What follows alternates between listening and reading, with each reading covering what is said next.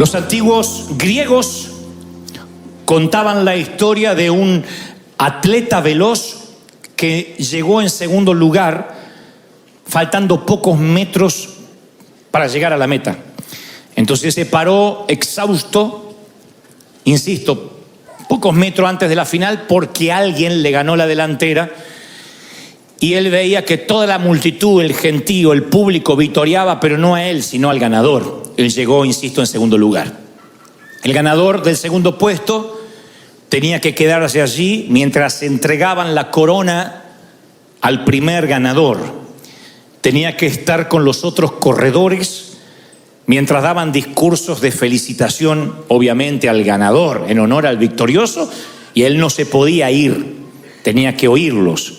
Como si esto fuese poco, tuvo que atravesar la ciudad de regreso a su casa, escuchando en labios de todos el nombre del ganador. Al día siguiente, los periódicos en letra de molde tenían obviamente el nombre del ganador, pero eso no fue lo importante, sino que le hicieron una estatua en su honor en la plaza principal, en honor, claro, del ganador. Así que, con tal mala fortuna, que el que llegó en segundo lugar justo vivía cerca de la plaza. Y cada vez que salía se topaba con la figura de aquel que le había ganado la meta por pocos metros. Así que empezó a verse a sí mismo como un perdedor, pensando: ¿por qué no fui yo el que merecí los vítores, los discursos y obviamente la estatua, ¿no es cierto? El monumento. Así que el resentimiento, dicen los griegos, se le instaló en su alma y en su corazón, de modo que no lo dejaba dormir, pensando lo cerca que pudo haber estado de ser él el galardonado. Cuando el sueño le era esquivo, cuando no podía dormir y el insomnio venía para quedarse, el caballero se levantaba por las noches e iba hasta la plaza con un pequeño cincel y raspaba la piedra de la base. No hacía nada con eso, no lograba destruir el monumento, pero sentía que cuando el cincel pasaba por la base, de algún modo estaba erosionando el honor que le habían dado a su contrincante. Noche tras noche iba con el cincel y trataba de erosionar la base. La historia dice que una noche, después de mucho tiempo, raspó un poco de más la piedra y la figura maciza del atleta se derrumbó y cayó hacia adelante con tal mala fortuna que lo aplastó. ¡Pac!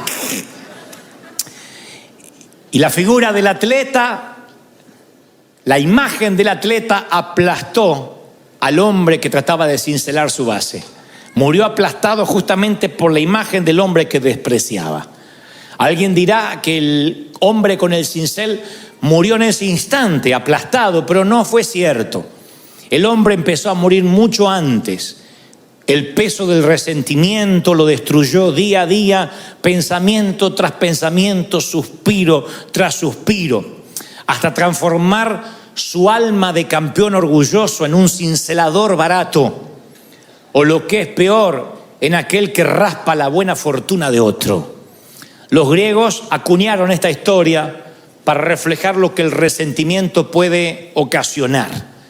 ¿Qué es el resentimiento? Es el enojo que se mantiene y se multiplica con el tiempo. Enojarnos podemos enojar todos. La ira no deja de ser un sentimiento noble. De otro modo, las escrituras no dirían: airaos, pero no pequéis, que la ira no te lleve a pecar. Pero el enojo, vaya, que es noble, porque el enojo, como la risa, como la alegría, como la felicidad, como el llanto, permiten catalizar emociones. Uno puede enojarse contra el pecado, puede enojarse con el diablo, puede enojarse contra la corrupción, contra los delitos de lesa humanidad, puede enojarse contra los politiqueros baratos cuando vemos que las cosas se hacen mal, o te puede enojar la desobediencia. El hecho que el Señor también dice: no se ponga el sol sobre tu enojo. O sea que el enojo puede que sea una emoción pasajera. Nos enojamos en el tránsito, nos enojamos en una sala de espera, nos enojamos cuando nos cargan la gasolina incorrecta o cuando la cargamos incorrectamente, nos enojamos cuando no nos alcanza el dinero, nos enojamos cuando la suegra dice que se quedará unos días más. Pero si ese enojo permanece, puede que se multiplique y entonces se transforme en resentimiento. Cuando es un resentimiento no notamos que está. puesto que no es un sentimiento que sale a flote, sino que se oculta debajo de la superficie y es imposible encontrarlo con algún detector, ni de metales, ni de oro, ni mucho menos un detector de pecado. Navega en las profundidades de nuestra vida sin que nos demos cuenta. Entonces uno puede aparentar que está en paz, pero hay una furia de ira que está en el interior, que no se puede notar de manera fácil. Puede que demos la impresión de una figura serena, pero empieza a crecer ese sentimiento horrible, porque ahí está, escondido, reprimido, abriendo sus fauces subterráneas de veneno, que tarde o temprano va a infectar al resto de las relaciones. Infecta. Es un efecto colateral. Cuando uno está resentido, todo lo que toca empieza a ensuciarse o a envenenarse. No nos damos cuenta, pero nos volvemos de alguna forma personas tóxicas. La toxina que uno libera cuando uno tiene resentimiento, cuando uno tiene dolor, a lo mejor es inherente a nosotros, ni nos damos cuenta que la estamos liberando. Pero nuestros hijos empiezan a tener el mismo nivel de vida, nuestros amigos empiezan a saber que hablar con nosotros siempre es quedar con un sabor agridulce. Hay gente que al hablar te deja un sabor agridulce. No es una persona que te amarga del todo, pero tampoco que te deja una sensación de bienestar. Son personas que a lo mejor te visitan, se van de la sala de tu casa y te queda una sensación, esa es la palabra, nada describe mejor que lo agridulce. Estás feliz porque tu amigo, tu pariente estuvo allí, pero a la vez te queda una sensación de carga. Puede pasar con tus propios padres, puede pasar con alguno de tus hijos, que viene y te queda una sensación extraña, y no es porque no se te pueden contar los problemas. A mí me pueden contar un montón de problemas, pero cuando esos problemas vienen revestidos de resentimiento, uno puede notar un dolor que deja una toxina en la atmósfera, en el ambiente. Oí por allí una historia que en los tiempos donde la rabia no se podía curar, un hombre fue mordido justamente por un can, por un perro rabioso. Entonces los exámenes confirmaron que el hombre habría contraído rabia y no había cura para la rabia. Entonces le dijo el médico: mire, caballero, lamento decirle que usted ha contraído rabia y que mi sugerencia es que ponga sus cosas en orden lo más rápido posible. El hombre dice: no me puede desahuciar de manera tal. Y el médico dice: lo siento, pero tampoco sería una falacia que le dijera que se va a curar. Así que por favor ponga sus cosas en orden. Y el hombre de manera inmediata pide un bolígrafo y un papel y empieza a escribir frenéticamente. El médico, suponiendo que el paciente necesita su espacio, lo deja. Al rato regresa y dice: me agrada que empezó a escribir porque veo que empezó a trabajar en su testamento. Y el caballero dice: no, es la lista de personas que tengo planeado morder antes de morir.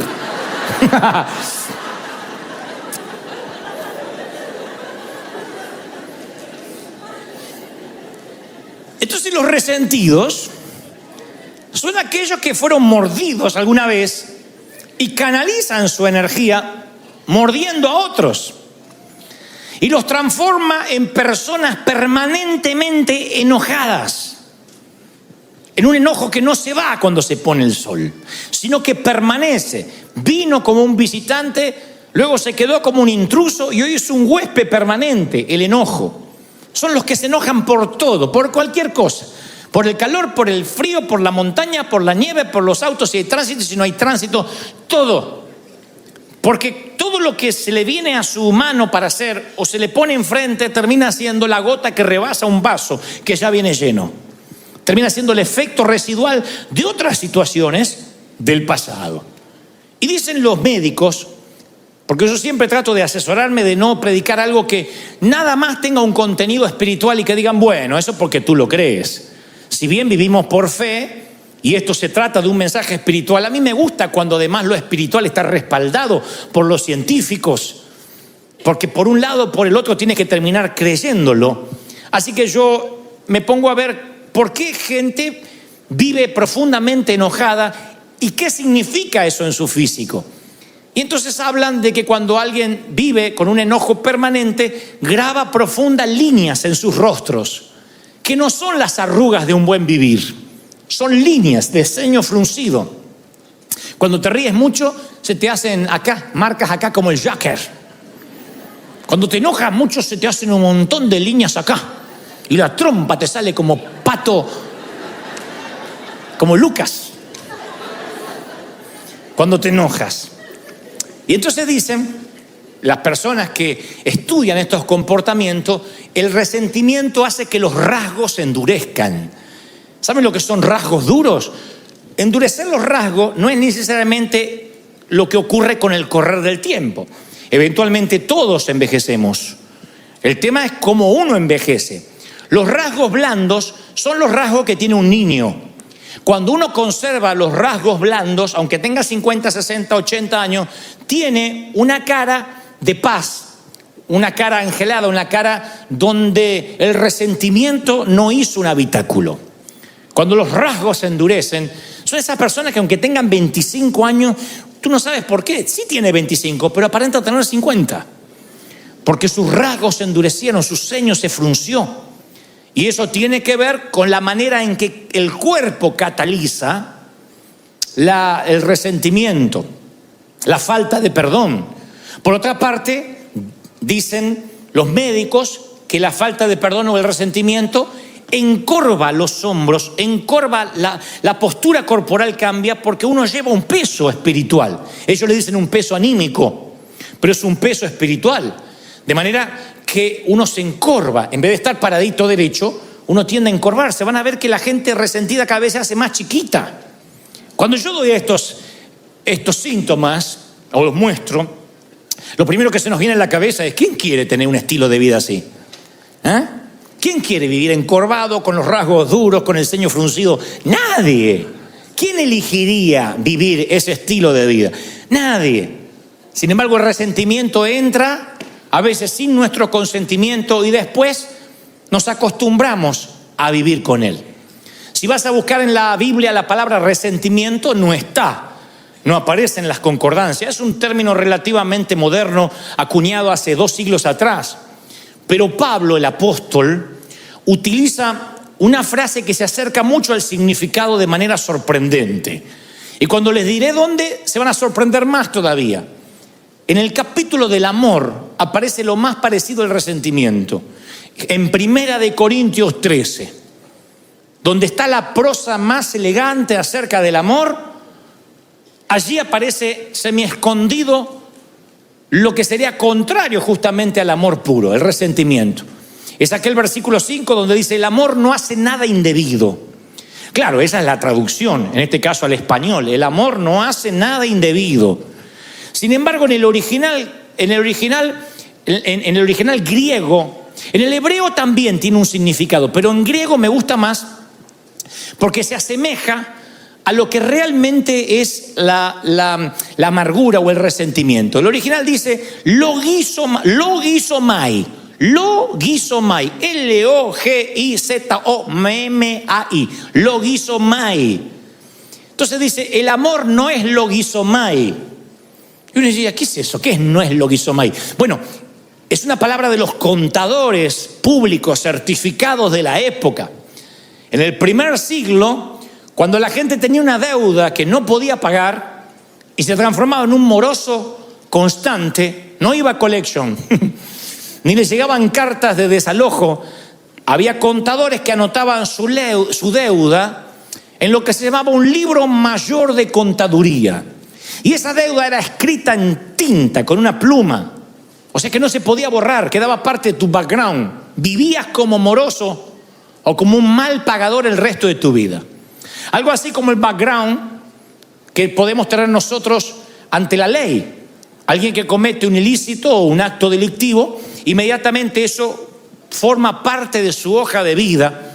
Y aún así pagues tu sentencia, pagues tu deuda con la sociedad, cuando salgas de la cárcel, aun cuando cumpliste, insisto, tu condena, cruzas una luz en rojo, inmediatamente el policía coloca tu placa o tu nombre en su computadora y le aparece que estuviste en la cárcel y por qué razón. Eso se llama tus antecedentes penales. En el primer siglo no había un sistema computarizado de antecedentes penales, pero había un libro mayor de los contadores que era justamente lo que el apóstol dice, el logizomai. Y Pablo dice, en el verdadero amor no hay libros contables, no hay contaduría, nadie te lleva la contabilidad de tus metidas de pata. El verdadero amor no publica tabla de posiciones, quién salió primero y quién salió segundo. El verdadero amor no hace lista de a quienes tienes que morder. El verdadero amor, y esto le da título al mensaje, se acuerda de olvidar. El verdadero amor te dice, acuérdate de olvidar. No lleves libros contables de lo que te hicieron, cómo te hicieron, cuándo te lo hicieron. Porque el verdadero amor no lleva contabilidad. Eso es cuando se traduce en el verdadero amor, no hace nada indebido. Dios se olvidó y se olvidó de que se olvidó. Y te dice, acuérdate de olvidar. David, el hombre conforme al corazón de Dios, que en los asuntos del corazón era ¿qué puedo decir? El Pablo Cortázar de la época. Era Gabriel García Márquez. Con el mayor respeto que me merece David, no lo estoy comparando con estos autores, pero digo, el escritor del amor por excelencia. Sus salmos podrían componer millones de canciones hasta la fecha. Y este campeón del amor y este hombre conforme al corazón de Dios está en el lecho de muerte, David, y hace entrar a su hijo Salomón al cuarto y le da un consejo final. ¿Qué creen que le dice? ¿Cómo batallar? ¿Cómo pelear sus batallas? ¿Cómo luchar contra el orgullo? ¿Cómo no pecar? No creerán cuál es el consejo que le da en el último aliento a Salomón. Primera de Reyes 2:5 nos deja un registro de esas patéticas palabras. Y perdonen que les estoy bajando de la cúspide a David, pero David, así como era el tremendo hombre del Señor, también tenía un montón de fallas, y entre ellas esta. Le dice a su hijo, ya sabes tú lo que me ha hecho Joab, hijo de Sarvia, lo que le hizo a 2 de mis generales del ejército de Israel, a los cuales él mató, derramando sangre en tiempo de paz. Así que tú, Salomón, harás conforme a tu sabiduría, pero no dejes descender las canas de este hombre al Seol en paz. El hombre más grande de su época se está preparando para ir al encuentro con su Dios. ¿Y qué sabiduría imparte un viejo rencor de años? Que no se lo quiere llevar a la tumba y le quiere pasar el libro mayor de un rey y la perpetuación generacional de una falla de carácter se la pasa a su hijo, a su sangre. Le dice, no permitas que Joab muera de muerte natural. Yo me estoy yendo, pero hazme el favor de que pague con su vida por el dolor que me causó en vida. Impresionante, ¿no? Ese es el lado de David que no quisiéramos hablar ni enfrentar, pero es el lado que tampoco nosotros quisiéramos enfrentar. Porque cuando uno está resentido, sin querer, transmite esa atmósfera de resentimiento a los hijos y a los nietos. Y si Dios lo permite, a los bisnietos. Los hijos son los mudos testigos que nos ven cómo hablamos con resentimiento, ya no solo de hombres de Dios, cómo hablamos de resentimiento de nuestros padres, de cómo me criaron, la forma que ya no lo contamos como una experiencia didáctica, sino con dolor. Y ellos heredan. Recuérdense que más que heredan, son impartidos por esa maldición. Recuerden que la herencia es lo que uno le deja a alguien, pero la impartición es lo que uno deja en alguien. Y esa impartición que le damos a los hijos a diario puede ser bendición o maldición. Cuando estén ante una disyuntiva de la vida, nuestros hijos van a decir, ¿cómo hacía el viejo en mi lugar? ¿Qué hacía mamá ante una situación igual? Y si mamá reaccionaba llena de dolor, de resentimiento, esa hija va a ser otra resentida. Va a tratar al esposo como vio que la madre trataba a su padre. El hijo va a tratar a su mujer como vio que su padre trataba a su madre y viceversa. Es una cosa que empieza a repetirse de generación en generación. Es el poder del entorno. Yo puedo reprender maldiciones generacionales y decir, se corta aquí aquello de que si los padres comieron las uvas agrias, los hijos no heredarán la dentera. Lo creo. Yo no creo que porque tuviste un abuelo borracho o un papá divorciado vas a seguir el patrón generacional. Vas a tomar la posta generacional. Yo creo que no. Dios hace todas las cosas nuevas. Pero no puedo cambiar el poder del entorno. El entorno es lo que se respira en tu familia, lo que se habla. Si en tu casa, por mucho, no creo que porque tu abuelo era alcohólico vas a ser alcohólico y tus hijos lo van a hacer.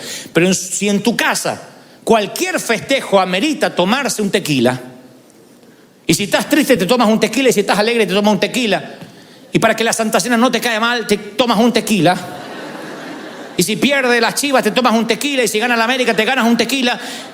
Se respira un ambiente de alcohol, un entorno donde para celebrar o para echar fuera las penas no está Dios, está el alcohol. Yo no puedo ir contra, no hay anacondia que te libere del poder del entorno. El resentimiento es igual.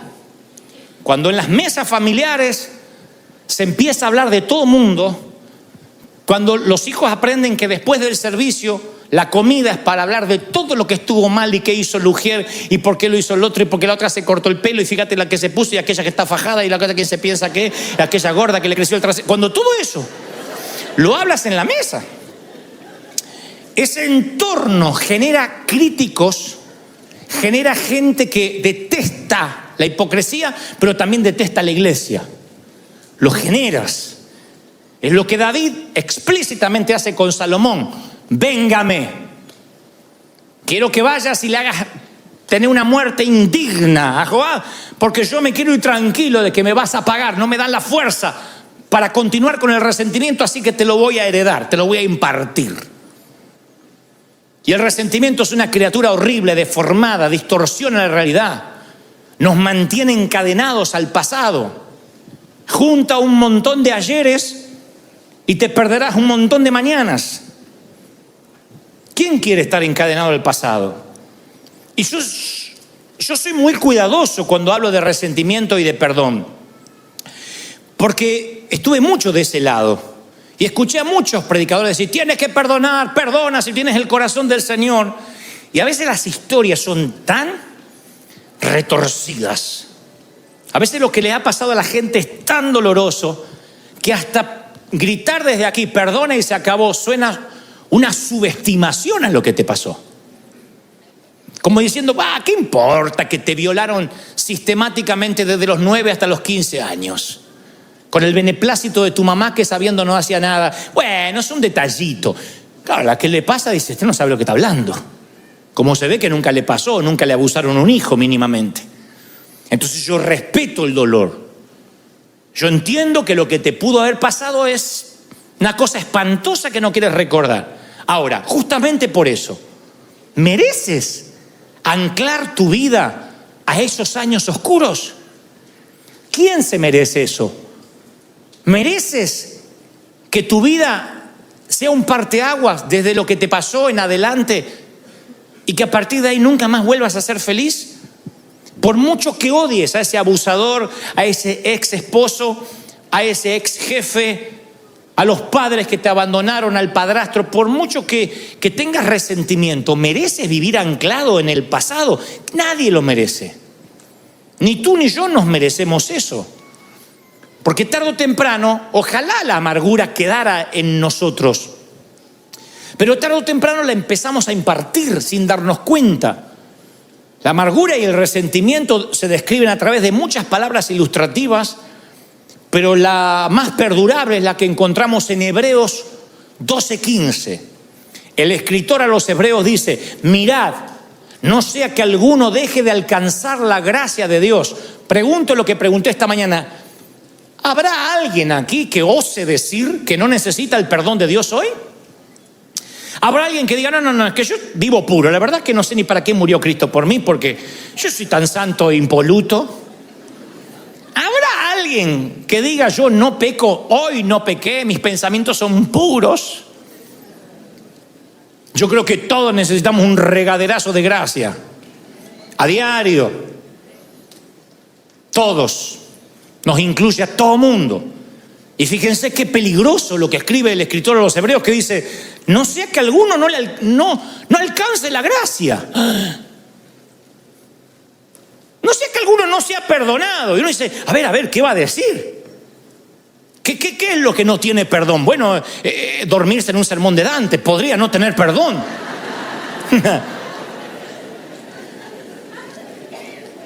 No, dice que brotando alguna raíz de amargura los estorbe y sean muchos contaminados. Para que una raíz de amargura brote, la amargura tiene que estar subterránea, si no, no brota. Para que algo brote tiene que estar abajo sembrado. Y si dice que la amargura brota, es porque la amargura está debajo. En algún momento la semilla del rencor cayó en esa tierra. Si no, ¿cómo va a brotar rabanitos o tomates? ¿Cómo va a brotar brócoli si nunca sembraste brócoli? Y dice, no sea que les brote una semilla, una raíz de amargura y los estorbe. Imagínate que te pierdes la gracia de Dios porque tú no das gracia. Me hiela la sangre pensar que porque yo no puedo perdonar, Dios tampoco me perdone a mí. Y el Señor, por si a alguien le queda duda, dice, sí, con la misma vara que medís, serás medido. Con la misma vara. Es bíblico.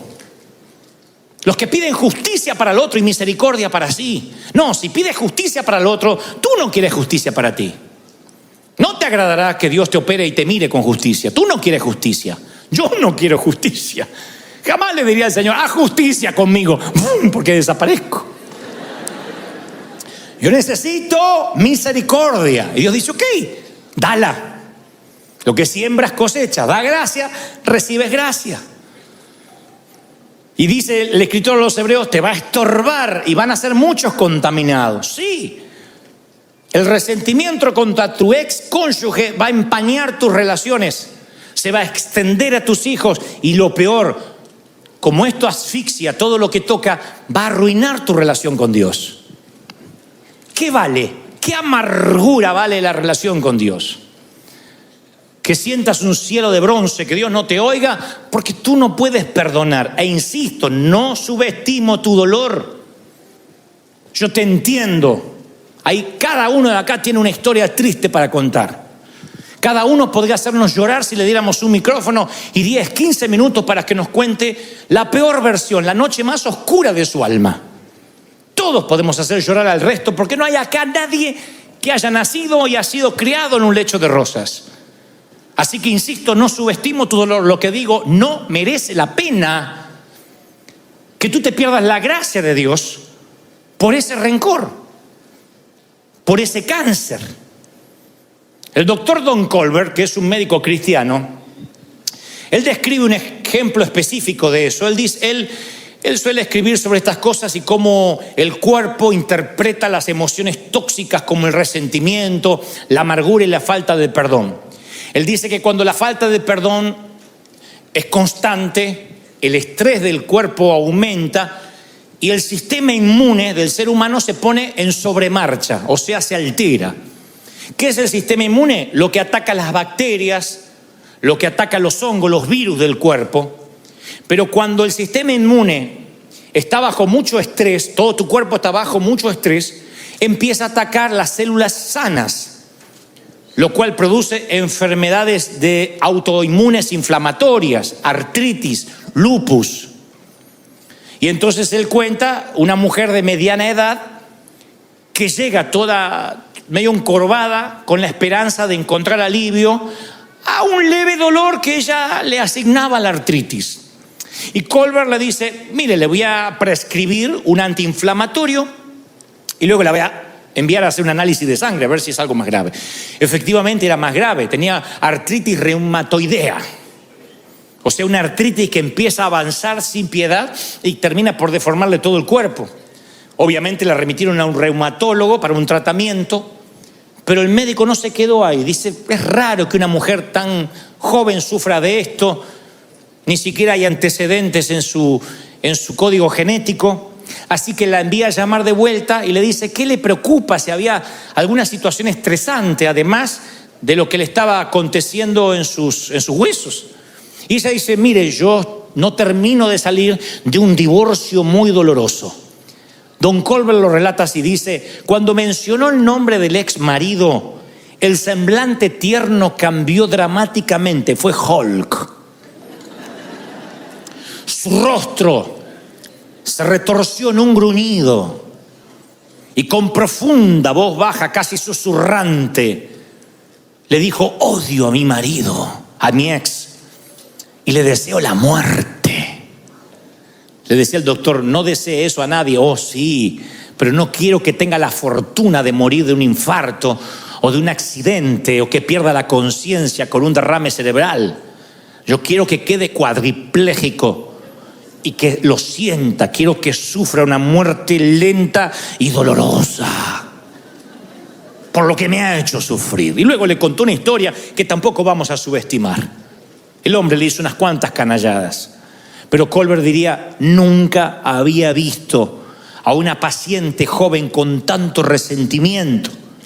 Y tenía muchas razones para estar amargada, pero las razones no generan amargura ni generan enfermedad. Lo que generan la amargura y la enfermedad es la actitud con la que asignes esas razones, la actitud con la que reacciones a esas razones. La actitud, la manera en que tú te paras ante lo que te hicieron, te termina enfermando. Es como tomarte el veneno y esperar que se muera el otro. Te termina enfermando. Arriesgamos no solamente nuestra salud espiritual, sino también la física. Es peor que la metástasis, que el cáncer, que la leucemia, porque el cáncer prevenido a tiempo o diagnosticado a tiempo, hay muchas posibilidades de curarse. No así sucede con el resentimiento y la amargura, que echa raíces profundas. La metástasis de la falta de perdón echa raíces tan a raudales, se extiende a raudales y echa raíces tan hondas que no nos damos cuenta hasta que brota la raíz de amargura, hasta que brota la semilla, y ahí te arruina la relación con Dios y con los que te rodean. Empieza a tener el resentimiento vida propia, empieza a nutrirse de tu energía, de tu unción. Acuérdense que todos tenemos cierta dosis de energía para cada día, y esa energía bien administrada, llegas con mucha energía a la cama al final del día, cansado, exhausto, pero hiciste un montón de cosas. Si estás con resentimiento, yo te aseguro, te levantas a las 7, a las 6, 11 de la mañana, no te da mal cuerpo. A las 11 de la mañana se te parte la cabeza, lo que sueñas es te arrastras todo el día hasta llegar a la cama. Si lo ves semanalmente, el lunes empiezas con energía, el martes ya no tienes más y no sabes ni cómo llegaste el viernes. ¿Qué te drena esa energía? Los problemas. Problemas tenemos todos. No eres ni el primero ni el último que puede tener un problema matrimonial, problema con los hijos, problema con falta de dinero. Bienvenido a la vida real. El tema es la actitud que tomes ante los problemas. No significa que los ignores, significa de que no se te hagan raíces de amargura. Enójate y deja ir el enojo antes que se ponga el sol. Porque hay un momento que tú tienes la amargura y hay otro momento que la amargura te tiene a ti. Ya no es algo que tienes, es algo que te tiene a ti. Y ese es un costo emocional que tú no puedes pagar. Tú tienes cierto presupuesto emocional que se te asignó, no lo dilapides. Se te da un presupuesto y no está en tu presupuesto ofenderte, porque es un gasto que te deja en rojo.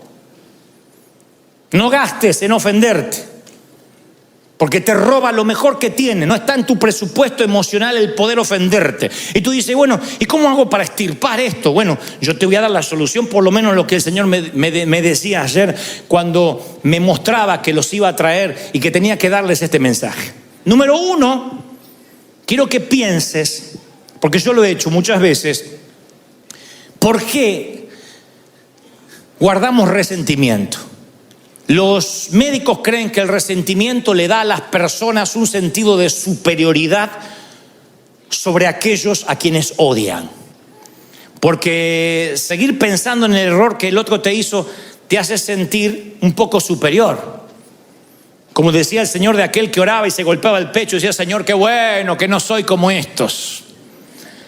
Te da un espíritu de superioridad, ridícula, mentirosa, pero es un espíritu de superioridad. Es una manera insana de ubicarse un poco más alto en la jerarquía de la cadena alimenticia humana. Bueno, sí, está bien, me hizo eso malo, pero yo soy bueno. Yo soy bueno, no le guardo rencor. Y no sale la boca. El resentimiento te ubica en el asiento del juez y te da un martillo. Y produce un placer neurótico y un orgullo espiritual. Te cuento lo que me hizo. Siéntate, te voy a contar del principio. Cuando te cuente lo vas a querer matar igual que yo. O sea, lo pones en papel de acusado y tú te pones en papel de víctima. En muchacho o muchacha de la película. Entonces yo siempre invito a pensar, a ver, ¿por qué le tienes resentimiento? Y generalmente las personas con estima dañada son las más propensas a resentirse. Porque entonces equilibran su baja estima odiando a alguien. Se ponen en papel de bueno, para que haya un Spider-Man tiene que haber un... ¿Cómo se llama el otro? Un duende verde. Para que haya un Batman tiene que haber un Joker. Entonces necesitamos un némesis. Necesitamos un enemigo en alguna parte para decir, bueno, yo soy mejor. Yo soy más bueno. Si no pasamos a ser nosotros los villanos, Dios nos libre.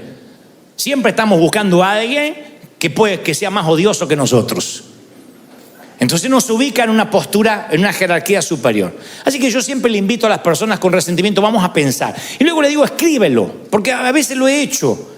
Uno de los mejores dones que Dios nos ha dado es el talento de operar una lapicera sobre el papel. Entonces yo le digo, a ver, escribe lo que te hizo. Usted dice, no, es que yo sé lo que me hizo, no necesito escribirlo. Pero yo le digo, escríbelo, porque es increíble cuando uno lo escribe, como cuando uno quiere poner esos sentimientos ante la vista, uno se sorprende, no sabe qué poner. Cuando uno los tiene que escribir.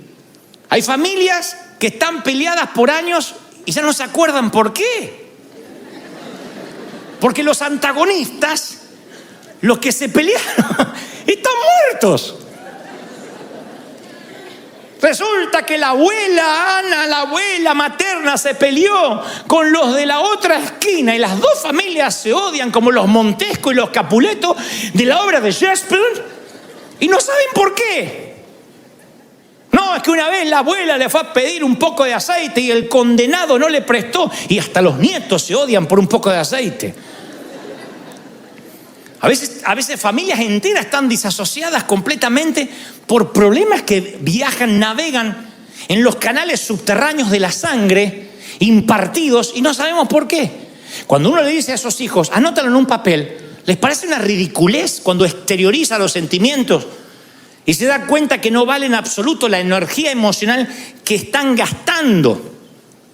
Cuando uno los escribe son sentimientos vagos, amorfos, que dices, bueno, a ver, es que, porque hay cosas graves, un abuso, una violación, una infidelidad, pero después hay lo que yo llamo sensaciones. Yo decía en el servicio anterior que en esta iglesia los líderes, los pastores, a la hora de aconsejar siempre decimos, no me hables de sensaciones. Yo estoy harto, me crié en una iglesia donde todo era sensaciones. Pedían una entrevista pastoral, es que siento que no me aman. Siento que cuando entro dejan de hablar lo que están hablando, así que siento como que hablan de mí. Entonces uno dice, bueno, a ver, ¿tienes pruebas? Bueno, no, pruebas como pruebas no, pero siento. A veces viene gente y dice, yo siento que tal matrimonio está mal. Lo siento cuando los veo, lo siento y lo siento. ¿Y qué estuviste en la habitación? ¿Te contaron? No, pero siento. El otro día vi detalles, cosas que siento y me preocupan. Imagínense si la iglesia multitudinaria se manejara por sensaciones. Entonces yo suelo decir, a ver, si tuvieras que llevar esto ante un juez, que te dice, a ver, acá tenemos 15 minutos para tratar su caso. No me venga con sensaciones, véngame con pruebas, con testigos. ¿Qué pasó? Ah, bueno, no, pero yo vi que movía los labios y parecía que dijo mi nombre. Sensaciones. La mayoría de los resentimientos vienen por sensaciones. Por cosas que no tienen asidero. Entonces cuando uno las escribe se da cuenta, no tengo pruebas, me estoy preocupando sin asidero, sin tener de qué. Es como el niño que está asustado en la oscuridad en la película Monster Inc., la primera, donde el niño ve la manga de un saco, de una chaqueta y cree que es un monstruo. Cuando enciende la luz, el padre se da cuenta que es una chaqueta. Y lo mismo pasa cuando traes tu amargura de la oscuridad hacia la luz. A ver, ¿por qué estoy amargado? Te das cuenta que son tonterías, son sensaciones. Hay remordimientos de años porque alguien te dijo no a una invitación a cenar. No lo invito nunca más en la perra vida.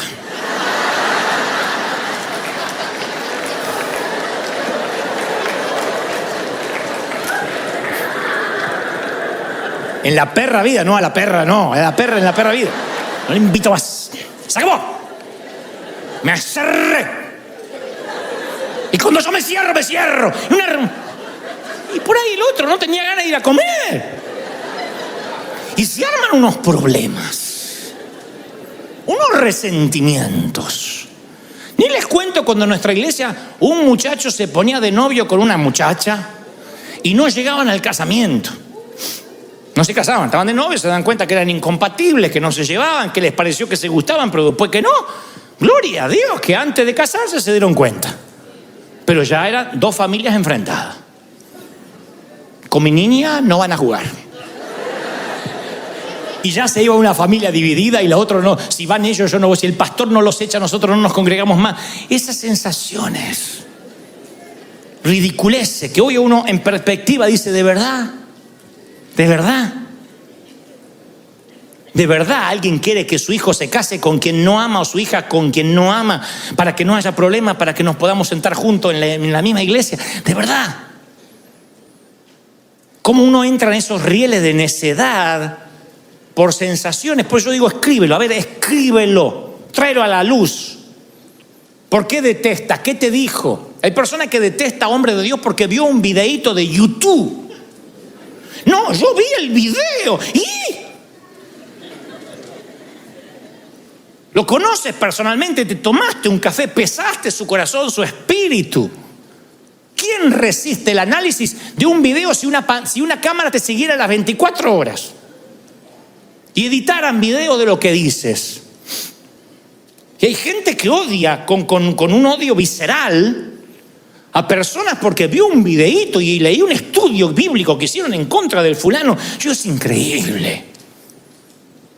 Porque nada merece tu odio ni tu resentimiento si mínimamente no tuviste una confrontación seria, algo que está irremediablemente roto, que no se puede resolver, que no hay posibilidad de perdón. Por eso digo, piénsalo, luego escríbelo. El tercer consejo, no tengo base bíblica para esto, pero es terapéutico, resulta, porque yo creo que no hay solución psicológica a los problemas espirituales. Pero eso siempre digo, cuando un día estás muy enojado por algo, nada mejor para las emociones fuertes, para quitar el filo del enojo reciente, nada mejor que una válvula de escape como el caminar. ¿Ustedes dirán caminar? Sí. Salir de tu entorno. Cuando estás viendo que hay resentimiento, que se está gestando, sal a caminar. Si tienes cuentas con recursos, vete a pasear más lejos. Si tienes un automóvil, sube al auto y vete a dar vueltas sin sentido. Ustedes dirán, ¿de dónde sacaste eso?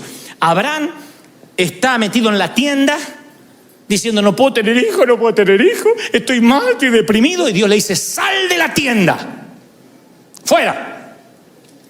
¿Por qué Dios no le habla dentro de la tienda? Sal de la tienda y cuenta las estrellas y las puedes contar. Bueno, así, cabezón, serán tus hijos. Pero Abraham está en la lona, ve lona arriba, ve lona acá, está en la lona, está knockout, no ve nada. Dios le dice a Elías, vamos, vístete, cíñete, sal de la cueva, que largo camino te resta. Mi consejo cuando hay resentimiento, no te quedes hecho un ovillito tirado en el sillón mirando la Casa de Papel, porque no te resuelve nada. No resuelve eso las cosas. Cuando ves que hay un sentimiento que está creciendo, tienes que salir, despejar la mente. Háblame, Señor. Cantar, mirar los árboles, no sé, parece una bobería, pero es algo que el Señor le pedía a sus profetas. Muévete, sal, quiero hablar contigo. Corre, transpira esas emociones, que vaya saliendo el rencor así mientras caminas. Después de 20 minutos quemas grasa, después de media hora quemas rencor.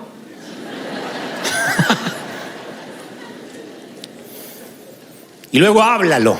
No importa qué tesis hayas escrito, cuántas hojas te llevó a escribir el rencor, el Señor no se duerme, el Señor no se aburre. Ve y háblalo con el Señor. Si estás furioso, si tienes remordimiento, cualquier emoción, tráele a Dios. De igual modo, es imposible escondérselas ante Él. ¿De dónde sacamos esa tontería que hay que higienizarse antes de presentarse ante el Señor? ¿De dónde sacamos la bobería que no me puedo presentar al Señor sin antes pedirle perdón? Ve y dile, así soy. Soy el hijo pródigo y vengo y huelo a marrano, huelo a puerco. Si vienes del chiquero, ¿a qué vas a oler? ¿A perfume francés? Señor, aquí estoy, oliendo a puerco. Recuerden que el abrazo que el padre le da al hijo pródigo se lo da cuando todavía huele a puerco, después lo manda a bañar.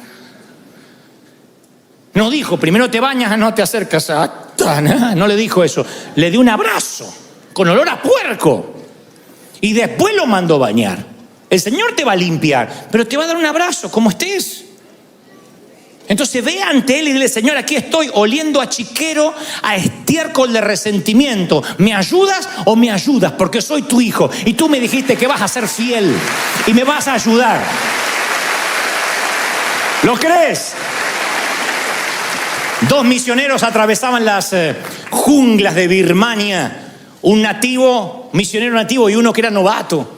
Y de pronto se meten en un lago hasta el cuello, un lago muy sucio. Y cuando salen del otro lado, uno de ellos, el novato, estaba repleto de sanguijuelas. Esos gusanos que se pegan y se meten en la piel. Tenía todo el torso, los brazos, las piernas, y se las empezó a arrancar. Y le dice el misionero, no. Si usted se las arranca repentinamente, parte del gusano, del insecto, va a quedar allí y se le va a infectar. Y si, ¿qué puedo hacer? Desesperado, imagínense, lleno de sanguijuela. Dice, usted tiene que ir rápido a la aldea conmigo y meterse en un baño de bálsamo, en un baño de aceite. Y allí las sanguijuelas rápido quitan sus garfios y usted va a quedar libre. El resentimiento es una sanguijuela que se mete en tu corazón y no puedes tironear. Tiene garfios en tu vida. Por eso necesitas sumergirte en el bálsamo de la gracia de Dios. Decirle, Señor, mira, estoy lleno de sanguijuelas. Te tiras así, le Señor, me ayuda para ser libre, para ser sano. Y cuando la gracia, cuando el aceite te perdona, entonces tú puedes perdonar. Pero si nunca te dejas perdonar, tú vas a operar bajo la ley estricta del libro mayor. Vas a ser un contador, un contable. Me hizo aquel, me ofendió. La está apoyando a esa loca. Y vas anotando. Por último yo digo, déjalo ir. Acuérdate de olvidar. Diga conmigo, me acuerdo de olvidar. Entonces, sé un olvidadizo generoso, minucioso. No seamos una rata guardadora, acumuladora. Uno se vuelve literalmente, quiero que la frase se nos pegue, porque a mí me duele cuando me dicen, no seas una rata acumuladora. La rata suele poner cosas en sus madrigueras y acumulan. Y uno tiene que aprender a desechar, a no guardar, a tener una amnesia selectiva. A decir, me voy a acordar de olvidarme. Una amnesia selectiva. A ver esto, al trash, a la basura. A ver esto, como cuando limpiamos el escritorio de la computadora, como cuando limpiamos el celular, cuando sacamos las cookies de sitios donde navegamos que nos ocupan espacio y nos quitan gigas de memoria. Decir, a ver esto, lo que me hicieron en 1982, ya está. El partido que Argentina le ganó a México ya está. Yo sé que es una amargura difícil de las sanguijuelas muy arraigada, pero ya está. Hay que dejarlo ir. No podemos estar sumando lo que nos pasó, más lo del 94, más lo del 2002, más lo del 2003. Hay que tener una amnesia selectiva y decir, yo es un presupuesto que no estoy dispuesto a pagar. Porque si estás enojado con alguien, lo cargas en tu espalda. Si te enojas conmigo, me llevas en la espalda toda la semana. Y si a la vez te enojas con tu suegra, vamos los dos. No me hagas eso. Es tu suegra, no la mía. No me pongas en tu espalda con ella. Viaja liviano y disfrutarás del viaje, porque aparte es la única manera de viajar que tenemos. Se supone que esta es la marca registrada de los hijos de Dios, que pagamos bien por mal, que bendecimos a los que nos maldicen. Se supone que esa es la manera, no hay otra. Miren, yo les voy a regalar esta historia. Antes de culminar, se la regalé en el primer servicio también a los que estuvieron temprano. La palabra dice que el verdadero amor echa fuera el temor, pero también echa fuera muchas otras cosas. Entre las cosas que echa es el resentimiento, lo echa fuera. Pero yo alguna vez oí una historia en que el amor y el resentimiento compartieron un cuarto, en una sala de hospital. En la sala de hospital había dos caballeros enfermos, uno de los riñones y otro de los pulmones. Debido a la condición de ambos, no podían tener un televisor, puesto que habían prescripto paz absoluta para la pronta recuperación de los dos. Entonces, en la habitación había una cama de un caballero que daba a la puerta interna del hospital y otra cama que daba al ventanal, a una ventana. Ambos estaban postrados.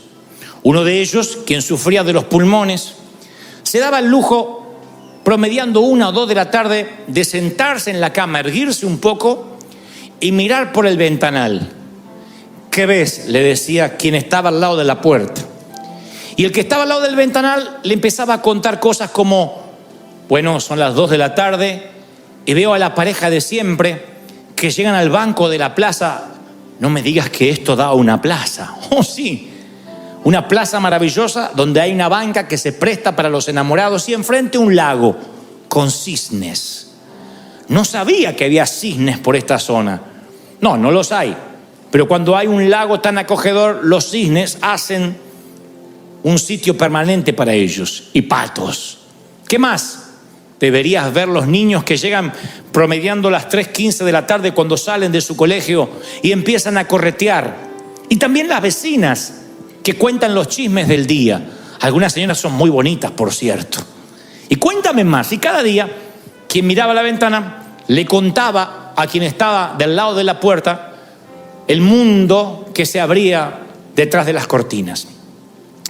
Pero una semillita de enojo entró en el que estaba del lado de la puerta, porque en cierto momento pensó, luego de varios días: ¿y por qué no me tocó a mí del lado de la ventana? ¿Y por qué tengo que imaginarme con ojos imaginarios, valga la redundancia, lo que él ve con ojos reales? Y anidó ese enojo mucho más allá de cuando se puso el sol, de manera que subterráneamente le quedó una semilla de amargura que, como todo cáncer, empezó a crecer. Con el pasar de las semanas, ya ni quería escuchar al amigo que le relataba lo que había por las ventanas, porque maldecía que él no había gozado la suerte de estar él contemplando aquello que se veía detrás de las cortinas. Su enojo hizo que tuviera un bajón anímico y los médicos notan de que sorprendentemente empieza a empeorar, que sus niveles de toxinas crecen, su glucosa empieza a variar. No entienden tal desmejoría, pero está tan amargado porque no puede ver por la ventana que empieza a ponerse grave. Pero lo que sucede después es más sorprendente. Una de las noches, el compañero que suele estar al lado de la ventana tose sin parar, se ahoga, llegan los paramédicos, lo llevan a cuidados intensivos y nunca más vuelve. Falleció. No resistió, seguramente, a un virus intrahospitalario. Y ahora el caballero que está al lado de la puerta pide si es posible que a él lo trasladen a donde estaba su amigo o su ocasional compañero de cuarto, ya que no va a volver. Los enfermeros consideran que es un pedido noble, así que le cambian la cama y lo ponen del lado de la ventana. Y él inmediatamente, apenas se van los médicos, se reincorpora para ver él lo que apenas podía soñar a través de los ojos del amigo. Y descubre que en la ventana hay un gran paredón. No hay plaza, ni mucho menos cisnes, ni arroyos, ni parejas dándose arrumacos, ni niños correteando. Lo que en realidad le contaba el amigo era una ficción para alegrarle un poco su estadía al compañero. Lo que estaba haciendo era un favor para él, y él lo apagó con su rencor y con su resentimiento. Nunca olvido la historia, porque nos enseña que lo mejor de esta vida suele ser gratis y no hay razón para estar resentido. Las mejores cosas todavía no te las han cobrado: el respirar, el vivir, el contemplar. Y a veces, por mirar la estatua de alguien más, en lugar de ser un campeón y volver a competir, nos volvemos en un cincelador barato. Nos transformamos en simplemente el que raspa la fortuna ajena. Y no vale la pena. La vida es demasiado hermosa, demasiado bonita, haya tocado lo que nos haya tocado, para que el rencor nos quite la felicidad. Vamos, dale un aplauso al Señor, al Rey de Reyes. ¿Lo crees? Ponte de pie, ponte de pie.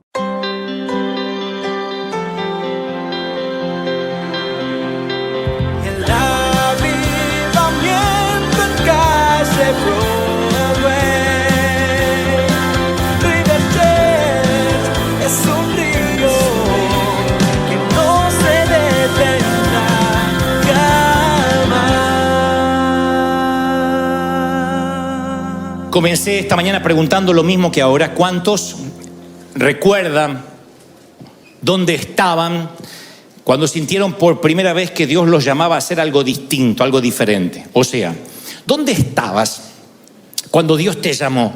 Tienes que tener en la memoria muy fresco ese momento, que ya fue un campamento, un congreso, un servicio, ese día donde Dios vino y te dio la seguridad de que te tenías que mover, mudar, casarte, abandonar los padres, hacer maletas, desarmarlas. Imagino la impaciencia que tenías, porque cuando sentí que yo era un intruso en mi país, y amo mi país muchísimo, pero sentía que no iba a vivir más ahí, yo tenía impaciencia por saber dónde Dios me iba a llevar.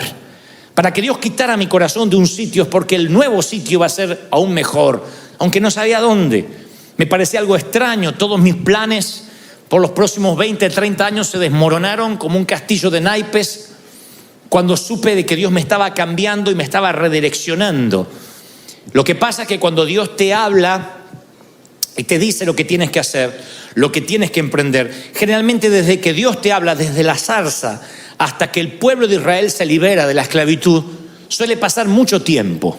Y en el medio hay corazones de Faraón endurecidos, plagas, hay todo un proceso entre la zarza y finalmente la cristalización de lo que Dios te dijo en la zarza. Y ahí es cuando nos empezamos a descorazonar, cuando decimos, ¿qué sentido tiene esto? Finalmente sentimos que Dios nos traía a los Estados Unidos para que Dios comenzara esta historia que devino en esto maravilloso. En ese entonces yo no lo veía, porque vine a la catedral y la catedral estaba en venta. Llegamos a la catedral y la iglesia no crecía. Y estábamos en crisis y nos asábamos de calor. Así que no tuvo sentido esto desde la zarza mía hasta que tuviera sentido por lo menos por 3, 4 años. Y yo, que tengo hormigas en el cuerpo, tenía una ansiedad, una desesperación. Si en ese lapso entre que me ardió la zarza, yo llamo arder la zarza, ¿saben, no? Metafóricamente, cuando Dios me habló, hasta que tuvo sentido el llamado, me hubiese preguntado, ¿cómo está tu corazón? Te hubiese dicho devastado, descorazonado, sin sentido. No entiendo para qué Dios me movió. Y este mensaje va para los que están justamente en ese lapso, en ese paréntesis, diciendo, no entiendo por qué Dios me puso en stand-by. ¿Por qué teniendo tanto para dar, tanto para hacer, tantos proyectos, estoy en este momento donde me siento descorazonado y dudo que Dios tenga algo para conmigo? Yo te pregunto, ¿pero te habló Dios? Sí, pero después todo se empezó a complicar. Y el camino se hizo más empinado, porque la vida diaria produce eso, produce descorazonamiento. La vida diaria produce una desazón, un desdén, donde en un momento dice, si había una semilla, Dios me la robó. Es un modus operandi de la Biblia. Dios le dice a Abraham, sal de tu tierra y tu parentela, y si siguen usted la línea del relato, van a ver que hasta que Abraham comprende por qué Dios lo hace mover, pasan muchos tiempos, muchos avatares, muchos problemas con sus familiares, con la distribución de tierra, con su esposa diciendo Dios no cumplió nada, no tenemos hijos. Hay muchas cosas que pasan desde que Dios habla hasta que se cumple. Por eso yo tengo una segunda pregunta hoy. ¿Y si todo lo que estás viviendo, y si lo que te está pasando es parte del propósito justamente para que suceda lo que Dios te mostró que iba a suceder? Te lo voy a poner así. Si Dios tuviese una razón muy poderosa para que tú vivieras esta difícil temporada, y si resulta que desde que Dios te habló hasta el cumplimiento no es que te abandonó, sino que justamente porque te quiere llevar hasta ahí, te empezó a zarandear. ¿Saben lo que es la zaranda? La zaranda es el colador, el tamiz. Yo llamé a este mensaje justamente así, zarandeados, para que no se lo olviden. Que es cuando pasamos el trigo por un tamiz, por un colador, para que todo el resabio, para que todo lo que sobra, para que toda la mugre, la basura, quede de este lado del tamiz y pase solo la parte filtrada. Se hace con el café, se hace con la harina, con diferentes productos que hay que pasarlos por el tamiz para que queden los grumos, para que lo que no sirve, lo que no es comestible, no pase del otro lado. Y el ser zarandeado es parte de cuando Dios te da un propósito hasta que se cumple ese propósito. Y nosotros pensamos que la zaranda, eso que estamos pasando, ese tembleque, es parte de que el enemigo nos está robando la profecía de lo que Dios dijo no se va a cumplir. Y es un proceso inevitable el zarandeo. Significa que vamos a pasar por retos, que vamos a pasar por pruebas, que Dios necesita tratar nuestro carácter. Y la palabra dice que el Señor lo mira a Pedro y le dice, Simón, Simón, mira que Satanás, Lucas 22:31 estoy leyendo, mira que Satanás te ha pedido para zarandearte. Los va a zarandear como a trigo. Y ahí uno espera que el Señor diga, pero yo no lo voy a permitir. No voy a dejar que el diablo se acerque ni siquiera a una milla de ti. El Señor dice, no, yo he orado para que la fe no te falte. Y tú cuando te hayas vuelto a mí, fortalece a tus hermanos. O sea, el Señor está diciendo, es un proceso inevitable. Va a pasar. El tema es que no sabemos cuándo, pero va a pasar. Y muchas veces nosotros, Dios nos da una visión, Dios nos muestra algo y pensamos que los caminos se van a allanar, las puertas se van a abrir, que todo va a funcionar con facilidad, porque Dios me dijo. Aunque Dios te diga, vas a tener enemigos. Si Dios te dice, emprende una compañía, vas a tener problemas de jefe de compañía. No es lo mismo que los problemas de empleado. Vas a tener gente que te quiera demandar, vas a tener que sacar bajo tierra y pagar tu plantilla, tu payroll, porque si no tienes una demanda de parte del Estado, tú vas a tener que asumir otros riesgos que ahora no estás asumiendo. Tú dices, sí, pero Dios me dijo que lo emprendas. Sí, pero eso no quita los riesgos que vas a asumir. El Señor te dice, yo te estoy instando a que empieces cosas nuevas. Pero tienes que saber que esas cosas nuevas van a generar conflictos y van a generar un zarandeo. Siempre que Dios abre puertas, hay enemigos. Y la realidad, mi querido, es que vas a fallar. Así como estás, así como estoy, en lo que Dios nos pida, vamos a fallar. No tendremos lo que hace falta para sostener la visión. Vamos a fallar, a menos que pasemos por el zarandeo. De otro modo, no estamos preparados para lo que Dios nos quiere dar. Él nunca llama a tareas fáciles. Si Dios te está pidiendo algo es porque va a haber zaranda. Dios te tiene que probar. No vas a tener lo que hace falta a menos que se desarrolle el carácter interiormente. Y el carácter para sostener aquello que Dios te pide nunca se desarrolla en el puerto, se desarrolla en alta mar. Tú nunca vas a saber lo que es enfrentar una tormenta, marinero, si no zarpas. No existen los marineros de agua dulce. Los marineros de charcos, de lagunas, los marineros van a los grandes océanos, a las aguas saladas. Tienes que emprender, creer en Dios, que Él será tu Dios en medio de las tormentas, en medio del vuelo, en medio de la navegación, en medio de los sitios, de los momentos más oscuros. No hay simuladores. Dios te manda la vida real y te zarandea. Uno aprende a través del fracaso. Uno aprende a depender de Dios. Ve su propia debilidad en medio del mar. Yo te voy a dar a continuación una serie de tips o de situaciones que yo he pasado, cosas que yo aprendí en el proceso de la purificación, en el proceso del colador, del tamiz. La primera que se me vino a la mente cuando yo redactaba este mensaje ayer es que uno aprende a escuchar a Dios de manera muy clara durante el zarandeo. Por eso la clave es no batallar contra Dios, no decir esto es del diablo, esto porque el diablo metió la cola. Si metió la cola el diablo es porque Dios lo dejó. Porque cuando Dios manda, hasta el diablo obedece. Dile eso a tu esposo cuando lo mandas a la tienda. Cuando Dios habla, hasta el diablo obedece. Entonces, si estás pasando una zaranda, es porque Satanás pidió y Dios dijo, ok, voy a orar para que la fe no le falte, dijo el Señor. Y esa zaranda hace que uno escuche más a Dios. Si uno no entiende que este proceso difícil que estás pasando viene de parte de Dios, nunca vas a entender el lenguaje divino. Vas a ser de esos creyentes raquíticos que si le va bien alaba y si le va mal maldice. Si Dios lo prospera es porque Dios está con él, y si le toca pasar un tiempo de ajustar la economía es porque Dios lo dejó. Hay creyentes que son así, por eso las iglesias, la mayoría están vacías. Y los pastores, para captar gente más rápido, ¿qué hacemos? Venga, que Dios le va a cambiar la vida. Venga, que será feliz. Lo que no te dijo es que el evangelio no es frotar la lámpara, no es Aladín, no es pedir deseos. El evangelio es creer que Dios te llamó y luego saber que van a pasar momentos difíciles. Va a haber momentos de aflicción, pero confiad, yo he vencido al mundo. Edifique sobre la arena o edifique sobre la roca, el pronóstico de la vida son tormentas. A los dos les vienen las tormentas, pero si está bien edificado y si tienes base, te mantienes firme, y es ahí donde más escuchas la voz de Dios. Van a ver como Moisés, cuando Faraón endurecía el corazón, él estaba sostenido con carácter. 40 años en el patio trasero del desierto hicieron que Moisés se parara ante el faraón, y cuando el faraón le dijeron deja el ganado atrás, él dijo ni una pezuña vamos a dejar atrás. De pronto quien se sentía un proscripto, un delincuente, ahora vuelve a pararse como el príncipe de Egipto y le dice ni una pezuña va a quedar atrás.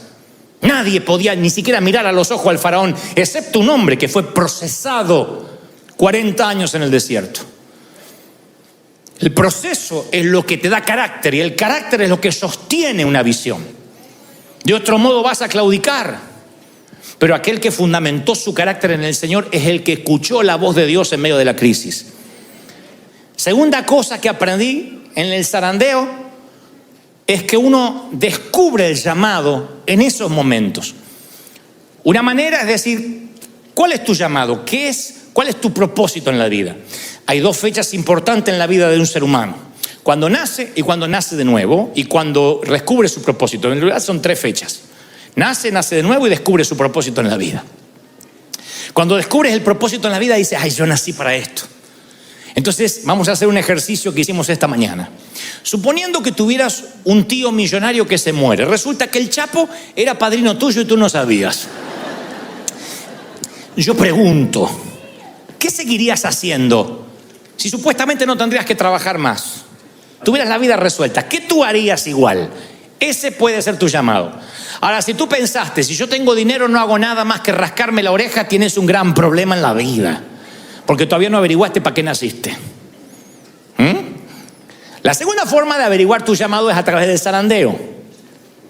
Uno empieza a hacer cosas y empieza a zarandearse y duda que lo que está haciendo Dios lo mandó a hacer. Entonces hay un montón de gente que no zarpa nunca, se queda en el puerto esperando la perfecta voluntad de Dios. Yo conozco hasta solteros que dijeron, si ella es para mí, que se ponga un calcetín de cada color. No. Y el que se puso un calcetín de cada color es el ujier.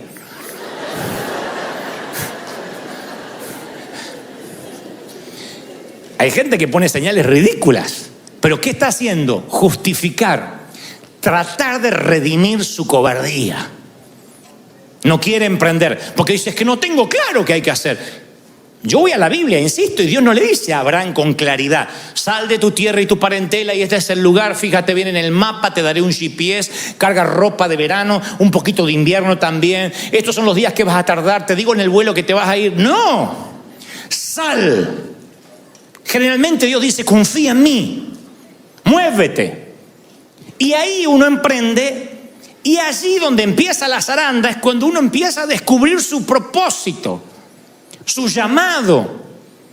Me decías hace 11 años a mí, Dante, ¿crees que vas a ser pastor? Yo lo tengo en reportajes por ahí. No, ni loco, yo no puedo pastorear nada.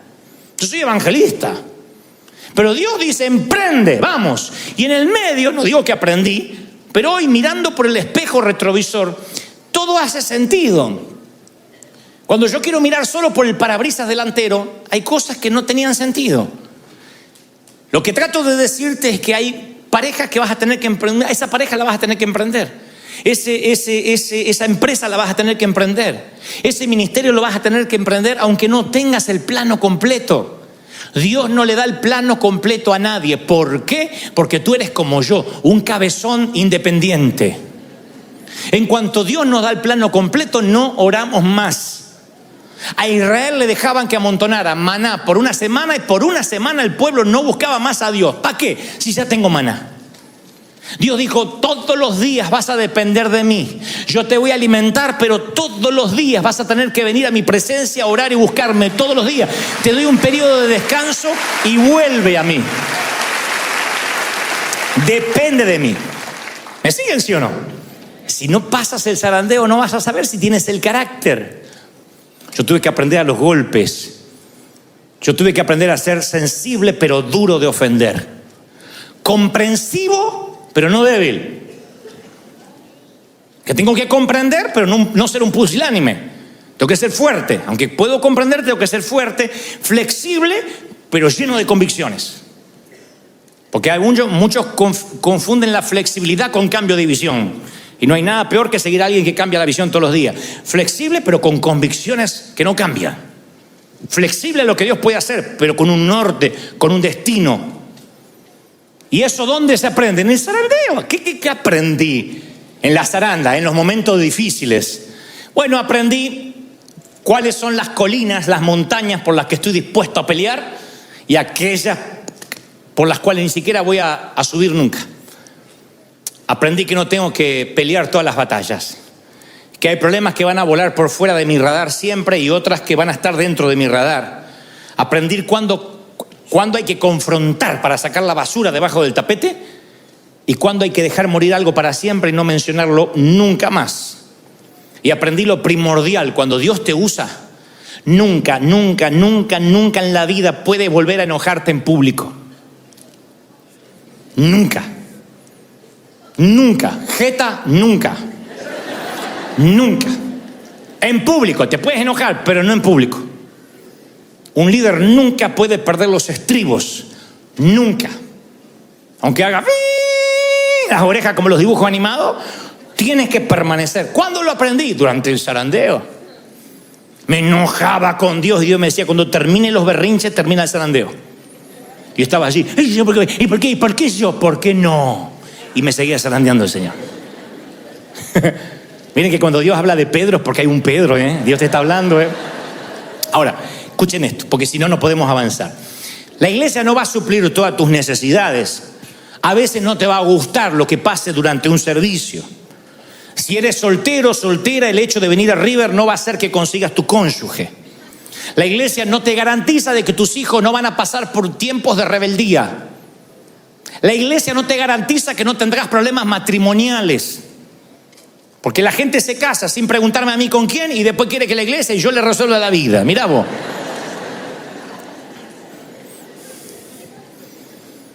Vengo a orar para que le ore a mi hijo que me anda rebelde y lo que quiere es una pócima mágica. Entonces la hermana esa quiere que Dios le cambie el hijo porque me nació rebelde. No, es tu hijo y vas a tener una tarea. Tú eres la sacerdotisa del hogar, el sacerdote del hogar, y vas a tener que llevar a ese hijo a los pies de Cristo, nutrirte, aplicar principios. No hay dietas mágicas, no hay cinturones gástricos espirituales. Ejercítate en la fe, le dice Pablo a Timoteo. Aviva el fuego del don de Dios que está en ti por la imposición de mis manos. Entonces la iglesia no siempre va a resolver tus problemas. Tienes que aprender a orar, tienes que madurar, tienes que crecer. Quisiste eso a medida que fuiste creciendo en la casa de tus padres. Hay un momento que dijiste, me baño solo, basta, no entres más, mamá. ¿O no? Mamá, no entres más, tengo 23. Me da vergüenza, me mires. Hay un momento que todo empezaste a hacer solo. ¿Y por qué los cristianos queremos siempre que se nos dé la comida en la boca? ¿Por qué queremos, el avioncito, ver el purecito? Che, hay que crecer. Hay un momento para eso y un momento que dice, no, ya está, entendí, voy a aplicar el principio. Y el zarandeo es eso, aplicar todos los principios. Estoy pasando un problema económico. ¿Qué nos enseñó el Señor? ¿Qué nos enseñó el pastor cuando pasamos un problema de crisis? Que hay que confiar en el Señor, que no hay que perder el gozo. Que mi gozo no va a estar regulado por el dinero que tengo en el banco. Pueden venir crisis, pueden venir temblores. Hace unos meses atrás hubo unos temblores fuertes aquí y la gente llamando, y va a haber culto y el techo aguanta de una. De verdad. Tu fe es duradera mientras no tiembla el piso. Había una canción que cantábamos cuando era chico, decía, aunque tiemble la tierra y brame el mar, yo seguiré confiando. No he de fallar, he de estar fiel en lo que el Señor me dijo. Él es fiel, Él te sostiene. ¿Lo crees? El Señor te sostiene. Ahí es cuando uno aprende en el zarandeo que Dios es Dios. Es lo que aprendió Job. Perdió reputación, perdió familia, perdió dinero. Y Dios le dice, no le dice te lo voy a resolver, te voy a mandar al Lighthouse urgente, si no se te va a ir la fe. Uy, no, te voy a dar una explicación. Lo único que le dice Dios a Job, cuando Job dice, ¿por qué? Dios le dice, ¿dónde estabas tú cuando yo puse las estrellas en su lugar? ¿De verdad crees que somos socios en esto? Que sí o sí, si te bendigo, me amas y me adoras, y si no te bendigo, me dejas de adorar. Lo que Dios le enseñó a Job en el zarandeo es que Dios sigue siendo Dios siempre y sigue estando en el trono. Y tú tienes que saber de que aunque te toque aflicción, debes confiar que Él ha vencido, de que finalmente todo va a estar bien. Puede ser en esta vida o en la vida venidera. Sé que esto no provoca muchas alegrías y mucha algarabía porque somos el pueblo del microwave, el pueblo del microondas, todo rápido. Entonces cuando Dios dice te voy a procesar toda una vida, 10 años, 20 años, decimos no, tanto no. ¿Y quiénes somos nosotros para decirle a Dios cómo, cuándo y por qué? ¿Acaso estuviste con Él cuando Él niveló las montañas, Job? ¿Estuviste allí para opinar cuando el Señor metió los océanos en sus cauces? Entonces mi tarea como pastor es enseñarte lo siguiente. Dios permita que te vaya bien. Dios permita que prospere tu alma, que prospere tu corazón, que prospere tu vida financiera, que tengas buena salud. Es mi deseo bendecirte todos los días. Pero si acaso alguna de esas bendiciones se tardaren o no llegaren, debes creer y estar sólido para creer que Dios te sigue amando, que Dios sigue siendo tu Dios, Dios sigue estando en el trono, Dios sigue siendo fiel aunque no te vaya bien. ¿Lo crees de verdad? Esa es solidez. Esa es una iglesia sólida, que entiende que las cosas se ponen feas, pero permanezco firme. Esa es la manera de vivir cuando has pasado por el zarandeo, con carácter para permanecer donde Dios te pone, entendiendo que Dios es Dios, aunque las cosas no las entiendas, no las comprendas, no te las expliquen. Por eso yo en los zarandeos aprendí a hacer 3 cosas que no puede hacer nadie por mí, ni mi pastor, ni Dios lo puede hacer por mí, ni Dios. O sea, lo podría hacer técnicamente, pero no lo hará. Una, humillarme. Humillarme significa no entiendo por qué, pero acepto este zarandeo. No es lo que yo habría elegido para mí, pero lo entiendo. Lo bueno es que Dios te da opciones. O te humillas o te humilla Él. Yo prefiero siempre la primera opción. No tengo problemas para decidir ese punto. La palabra dice que Dios se opone a los soberbios, pero da mucho favor, da mucha gracia a los humildes. Santiago 4:6. Así que yo recuerdo ante quién me estoy oponiendo cuando tengo orgullo y sé que es una pelea perdida, no la voy a ganar, y que sé que la única manera de obtener favor es humillarme. Señor, no entiendo, pero aquí estoy. Segundo, disciplinarse. Ejercítate en la piedad, le dijo Pablo a Timoteo. Ejercítate en la piedad, ya que eso incluye una promesa para ahora y para lo que viene. ¿Qué es la disciplina? Que a veces vas a tener que disciplinarte a orar y a confiar. Disciplinarte a alabar, a cantar. Porque cantamos todos cuando estamos felices. Pero a veces hay que disciplinarse a alabar. Y yo he cantado alabanzas con coraje al principio. Hasta que después de la disciplina empezó a surgir la alabanza verdadera, la adoración verdadera. Yo tuve que disciplinarme a orar. No siempre tengo ganas de orar. Es más, te voy a confesar, el 80% del tiempo no tengo ganas de orar. Pero entonces voy y me disciplino. Señor, aquí estoy. ¿Quieres hablarme? El zarandeo produce que yo me humille, que yo me discipline. Hay cosas que vas a tener que hacer por ti mismo. Acá no hay células. Acá no ponemos un líder sobre 12 ni sobre 24. Acá se madura, acá se crece, acá se cree en Cristo, se acepta a Él, se solidifica. Y finalmente, te humillas, te disciplinas y te animas a ti mismo. Te animas en el Señor. 1 Samuel 36 dice que David se alarmó porque toda la tropa hablaba de apedrearlo. En un momento se le hizo un motín en el ejército, por razones que no vienen al caso ahora. Y todos estaban amargados, pero él cobró ánimo y puso su confianza en Dios. Entonces hay gente aquí que yo sé que está mal porque en un momento se olvidaron de su cumpleaños, te sacaron del grupo de WhatsApp, no te consultaron, no te dijeron, no te tuvieron en cuenta, no te fueron a visitar al hospital, no te preguntaron si necesitabas dinero. Y eso pasó porque el Señor quiso que pasara. El Señor a veces ciega a los que están alrededor para que no vean lo que te está pasando. Dios sabe que a veces te tiene que meter en situaciones para que en la zaranda busques a Dios. Entonces, si te sientes solo, si te has sentido sin amigos, recuerda que Dios no desperdicia ningún sufrimiento, nunca. En un momento David cobra ánimo y dice, ¿por qué voy a inquietarme? Salmo 42:11. ¿Cómo me voy a angustiar? En Dios pondré mi esperanza. Asimismo se dice, sal de ahí, David, vuelve a confiar en Dios, deja de gruñir y comienza a alabar. Se da ánimo a sí mismo. Hay momentos en que estando en el estercolero, en el medio de los cerdos, en el medio de los marranos, vas a sentir la necesidad de volver a tu destino. Y Dios quiera que nadie se interponga allí para querer bendecirte, para retrasar tu llegada al Maestro. Momentos que tienen que pasar.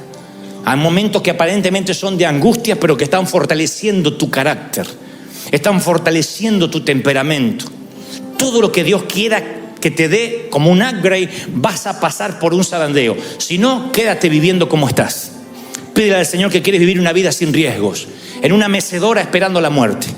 Pero para los que quieren que la muerte los sorprenda vivos, para los que quieren que la muerte los sorprenda haciendo algo, tienen que entender que el zarandeo es parte de la vida, de lo que tiene Dios para entregarte. Y Dios quiere probar tu carácter, tu temperamento, cómo aguantas las críticas, si no te enojas en público, si eres duro de ofender. Eso va a pasar en el zarandeo, no antes. Yo quiero que bendigas tu almohada de piedra hoy. Yo sé que es duro dormir ahí, Jacob, pero esa almohada de piedra es la que te abrió una puerta en el cielo. Echa aceite sobre la almohada de piedra, como hizo por la mañana Jacob, y dijo, esta no es otra cosa que casa de Dios y puerta del cielo. La almohada de piedra es lo que te toca ahora, es bailar con la más fea. Y cuando bailas con la más fea, yo sé que no es divertido, no es una buena velada. Pero nunca he visto a alguien bailando con la más fea o durmiendo en una almohada de piedra que por la mañana Dios no lo bendijera, lo multiplicara y como a Job le diera 7 veces más de lo que perdió, lo bendijera más. ¿Lo crees de verdad? Ponte de pie rápido, vamos a orar.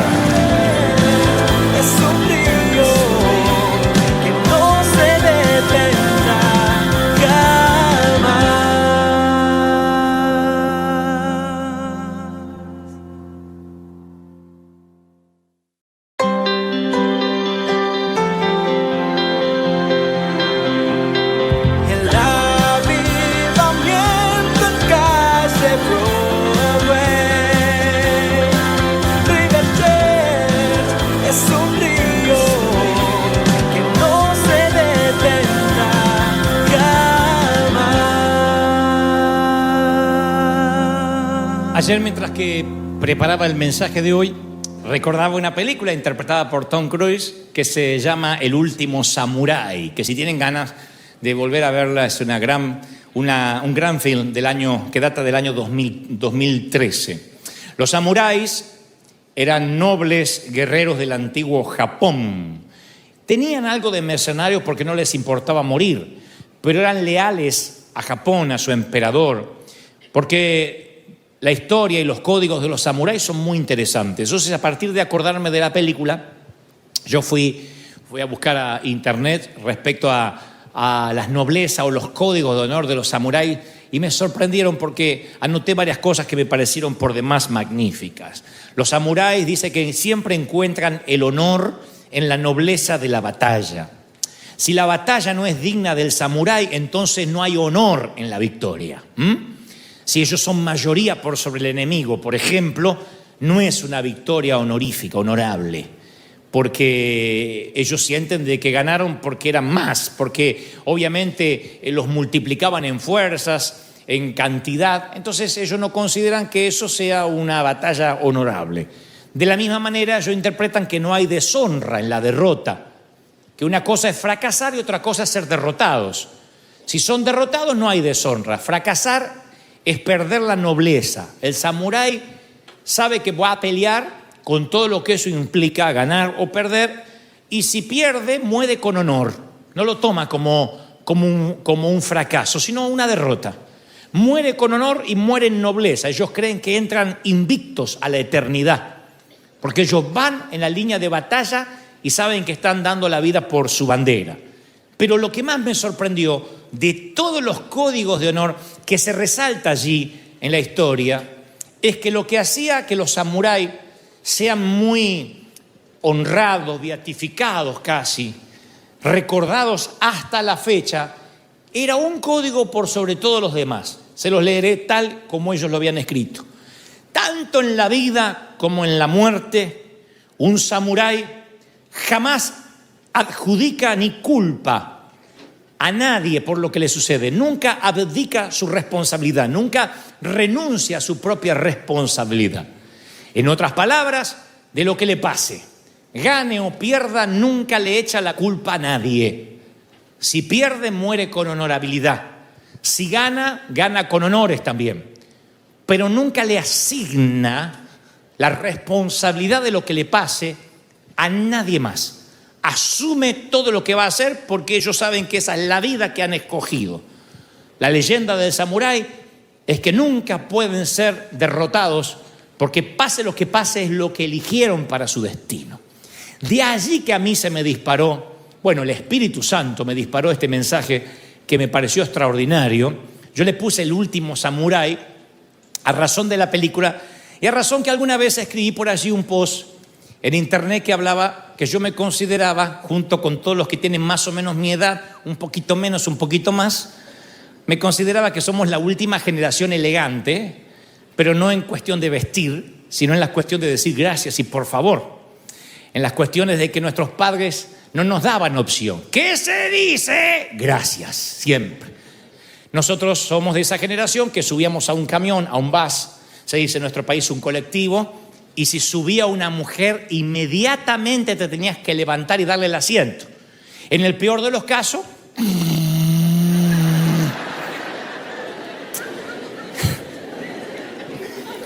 por eso de ahí yo hice un post de que éramos la última generación elegante. Entonces, en esa línea de pensamiento yo pensé que a lo mejor nosotros somos la última generación, hablo como iglesia, la última generación de samuráis, la última generación de guerreros que a lo mejor pueden compartir estos códigos, o por lo menos el más importante, nunca adjudicamos la culpa a nadie. Y esa es la mejor mayordomía que nos fue asignada, porque muchos sin querer cedemos la propiedad de nuestras vidas a la esclavitud de otro. O sea que hay personas que a lo mejor se casan con alguien porque la mamá le dijo que era un buen partido. Cásate con ese muchacho que es trabajador y viste qué bueno que es, no mata una mosca, es noble. Claro, pero después no es tu vieja la que se va a acostar con el muchacho, eres tú que te lo tienes que aguantar. Y llega al final de la vida y dice, upa, yo me casé con un muchacho, con una chica que no era la que yo o el que yo amaba, pero es quien me recomendaron o quien el entorno me dijo o el pastor me sugirió. Otros siguen una carrera que no es otra cosa que una identificación vicaria, de alguna forma, o una proyección de sus padres. Decimos, bueno, es que yo soy así porque querían que fuera así. Y vivimos como nos dice el pastor, como nos dice el apóstol, el líder, como nos dijo la maestra, como nos dijo el padre. Y si bien todos nos pueden enseñar, porque en la abundancia de consejeros está la sabiduría, o en la multitud de consejeros abunda la sabiduría, no podemos decir, mi vida es como los demás quieren que sea. Y decir, yo no fui. El famoso yo no fui, muy popular entre los occidentales y más entre los hispanos. Yo no fui. Llegas a tu casa, tu hijo hizo un despadre, le cortó el pulmotor al abuelo, le metió un fideo por la nariz al hermanito y dice, ¿qué pasó? Yo no fui. Lo primero que dice, yo no fui. Eso lo tenemos metido en nuestra cultura. Yo no fui. Por las dudas, nosotros no fuimos. Después veremos si se nos comprueba o no la culpabilidad. ¿Dónde nace esto? En el huerto del Edén. ¿Dónde nace esto contrario a cualquier samurái? En el huerto, en nuestros padres edénicos. En el huerto del Edén, ahí está Adán y Eva y dos árboles que han llegado a ser parte del infame inicio de la historia humana. El árbol que significaba la vida y el árbol que le ponía fin a la vida. Un árbol que tipificaba, le daba inicio a la vida y otro que le ponía fin a la vida, que tenía que ver con la muerte. Claro, cuando uno recuerda la historia de Génesis, dice, pobre Adán, pobre Eva, les dio dos árboles. Bueno, ahí estaban los dos para tentarse. Pero no era así, no era un Edén con dos árboles. Había cientos de miles de árboles de otros frutos que podían comer. ¿Qué hacen? La serpiente viene, le dice a Eva, Dios no quiere que sean como él, conocen la historia, Eva se tienta, toma el fruto, Eva le lleva el fruto al esposo, los dos comen, Dios lo sabe, empieza Dios a recorrer el jardín como hacía todos los días, y le dice retóricamente, porque Dios sabía, nada más que quería que respondiera Adán. ¿Dónde estás, Adán? ¿Dónde te metiste? Y Adán responde curiosamente, escuché que andabas por el jardín y tuve miedo porque estoy desnudo, por eso me escondí. Dios le dice, ¿y quién te ha dicho que estás desnudo? ¿Acaso has comido del árbol, del fruto del árbol que yo te prohibí comer? ¿Qué hace Adán? En primera instancia, manda de cabeza a la mujer. La tira debajo del camión. Nada, no es que dudó, miró. Lo primero que dice es una frase donde culpa a la mujer y por si queda en duda, a Dios también. La mujer que me diste, que yo no te pedí, estaba bien con la jirafa, yo no te pedí.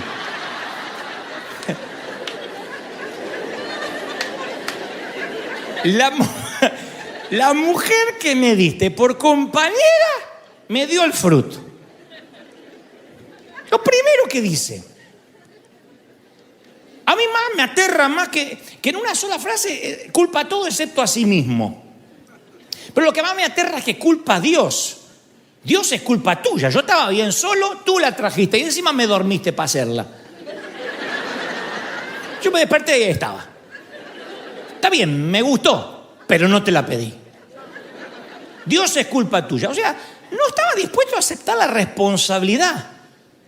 Cuando le toca a ella, que Dios le dice, ¿qué hiciste? Ella mira al marido que es un espectador inocente. Imagino la cara de Adán. Ahí está, habla con ella. Sacándose la semilla de la fruta que comió. Ella habrá mirado alrededor y habrá pensado, yo no tengo a quién culpar. Entonces se le ocurre, la serpiente vino y me dijo. La serpiente me engañó.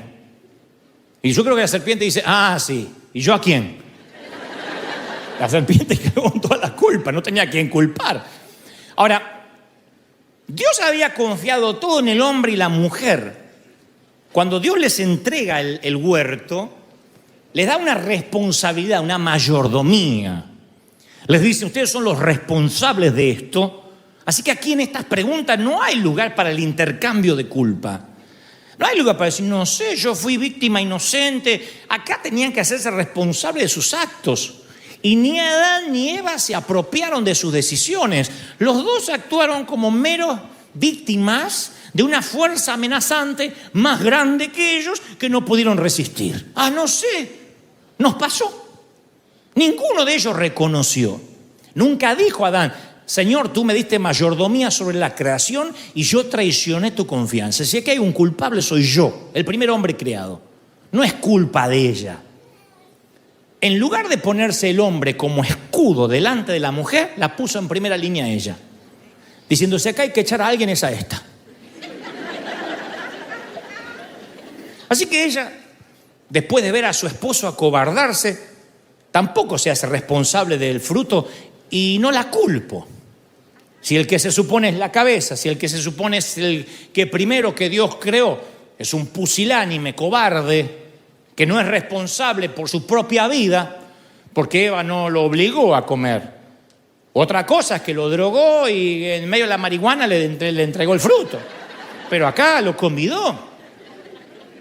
Entonces no es casual que una de las primeras consecuencias de la caída sea la renuncia a la responsabilidad personal. Culpar a otros, mi querido, en los que nos pasan la vida es un acto de cobardía. Es un acto de canallada total. Eso es lo que no haría un samurái. Por eso la película me hizo recordar tanto a sus códigos, porque un samurái entiende que renunciar a la responsabilidad de su propia vida es también una cesión de poder. O sea, cuando tú culpas a otro, no tienes el poder para cambiar nada. Te vuelves dependiente de ese individuo para resolver tu problema y para cambiar tu circunstancia. Porque si después de todo es culpa de esa persona es la que tiene el poder para cambiar tu condición. ¿Soy claro lo que trato de decir? Cuando uno le echa la culpa a otro, el otro es el que tiene que cambiar para que yo sea feliz. Y si el otro no cambia, ¿qué soy? ¿Infeliz toda la vida? Yo estoy así porque el otro me incita a pecar. Y si el otro no se arrepiente, ¿vas a seguir pecando por adhesión? Uno no puede no ser responsable y mayordomo de su propia vida. No podemos culpar toda la vida a agentes externos, a cosas, a gente, a situaciones. Uno tiene que ser responsable de su propia vida. Años después Jesús cuenta una historia similar, o una historia que plantea circunstancias parecidas. Él relata de un magnate, un hombre muy rico, que se va de viaje y entonces le dice a sus capataces, a su gerente, a su CEO, que les da ciertos talentos, cierta cantidad de dinero y que tienen que hacer algo con ese dinero. No se lo dice así directamente, pero entienden o sobreentienden que durante su ausencia ellos pueden hacer lo que se considere oportuno con la riqueza de su amo. Jesús cuenta esta parábola que tiene unas implicancias maravillosas. Cuando el amo regresa de su viaje, el magnate regresa de su viaje, el que le había dado 2 talentos lo multiplicó por 4. Le dice: mira, tú me diste 2, lo multipliqué por 4. El que le había dado 5, que capaz que equivalía, no sé, a $1.000.000, le dice: mira, lo multipliqué por el doble. 5, 10 talentos, $1.000.000, $2.000.000. Y el que le había dado un talento, el tipo lo enterró. Lo enterró y lo preservó. No lo dilapidó, no lo desperdició, pero lo enterró. Cuando le dice el jefe, el magnate: ¿qué hiciste con el talento que te fue confiado? Él dice: mira, fíjese lo que responde, porque yo creo que aquí se observa el mismo patrón que encontramos con Adán y Eva. Señor, yo sabía que tú eras un hombre duro, que cosecha donde no sembraste y recoge donde no esparciste. O sea que su respuesta instintiva fue culpar al amo de su falta de valentía, de iniciativa y de ambición. O sea, yo soy así porque tú eres malo. Era el mismo jefe que compartían los otros 2. Los otros 2 multiplicaron lo que les dio. Este lo enterró y dijo: no, porque yo sé que después tú vienes y eres bravísimo. Así que tu modo de ser hace que yo sea como soy. O yo soy como soy a causa de tu modo de ser. Y por culpar a otro, este tipo se considera exterminado o es considerado ser siervo inútil. Así es como lo llama. Porque no se hace responsable de su propia vida. Dice: tuve miedo y escondí el oro en la tierra. Esa es la sensación de victimización. La sensación de temor cuando uno dice: no, yo soy así porque él es así. Yo no desarrollé un ministerio porque mi pastor me puso un techo arriba. Cuando lo culpas a otro, por tu falta de abnegación, por tu falta de valentía, lo que haces es enterrar lo que Dios te dio y no ser mayordomo de lo que se te fue entregado. Incluso cuando no sea culpa tuya, las heridas que hoy cargas, sigue siendo tu responsabilidad, tu sanidad. Tu sanidad es tu responsabilidad. Aunque la herida no fue tuya, la sanidad es tu responsabilidad. No te vas a sanar cuando te vengan a pedir perdón. No te vas a sanar cuando tus padres cambien, cuando tu ex cambie, cuando el que te fregó la vida cambie. La sanidad de tu futuro es tu responsabilidad. Dios te la entregó y te dice, tú te tienes que sanar. No podemos vivir echando la culpa toda la vida. En otras palabras, aunque el pasado no es culpa tuya, el futuro es tu responsabilidad. ¿Hasta ahí lo tenemos claro, sí o no? ¿Cuánto más podemos vivir culpando que somos como somos a culpa de nuestro ex? No, es que él, tenías que ver, yo era jovencita o jovencito, y lo que me hizo la condenada, y lo que me... Ya está. Déjalo ir al condenado y hazte responsable de tu sanidad. ¿Cuánto más podemos culpar a los padres que tuvimos? ¿Hasta cuándo vamos a justificar nuestro comportamiento por el entorno, por la pobreza en la cual salimos, por el pastor que tuvimos? Hay un momento que uno se tiene que hacer responsable de su propia vida. Decir, o sea, sí, yo también heredé heridas. Ninguno nació en el palacio de Buckingham y nos crió el príncipe Carlos, Lady Di. Todos heredamos heridas. Pero la responsabilidad fue mía de sanarme, de decir, yo me tengo que sanar. La vida me da limones, los convierto en limonada. No podemos decir, yo tengo esta cara porque mi mamá tenía esta cara y ella tampoco daba amor y yo tampoco doy amor. ¿Y quién va a cortar la cadena? Tu hija va a ser así, tu nieta va a ser así. Alguien tiene que cortar esa cadena de maldición. Si ellos fueron pobres y eran todos borrachos, bueno, alguien tiene que decir, no, yo basta. No puedo decir, eso viaja en mi sangre, eso es así, no lo puedo cambiar. Porque eso es darle el poder a otro respecto a mi propia vida. No puedo permitir que los demás mantengan su tenaza sobre mi vida, renunciándome a que yo cambie, esperando que el otro cambie. Tienes que tener en cuenta que cada persona que te daña, que nos daña, nos va robando un poquito de nosotros, de nuestra esencia, de nuestra alegría. Las personas no dejan de reír ni de sonreír de la noche a la mañana.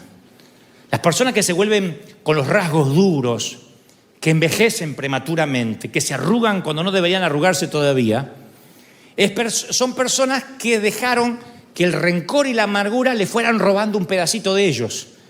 Entonces cada vez son gente más pequeña.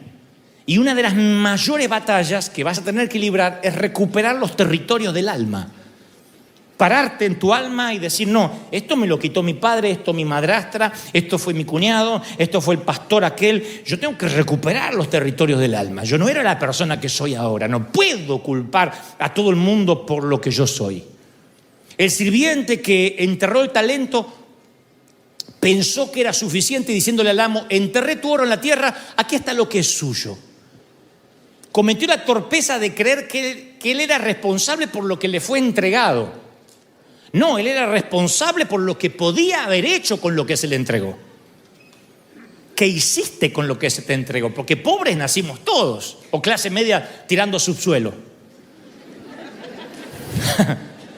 Oye, aquí que dice, yo nací rico, gracias a Dios.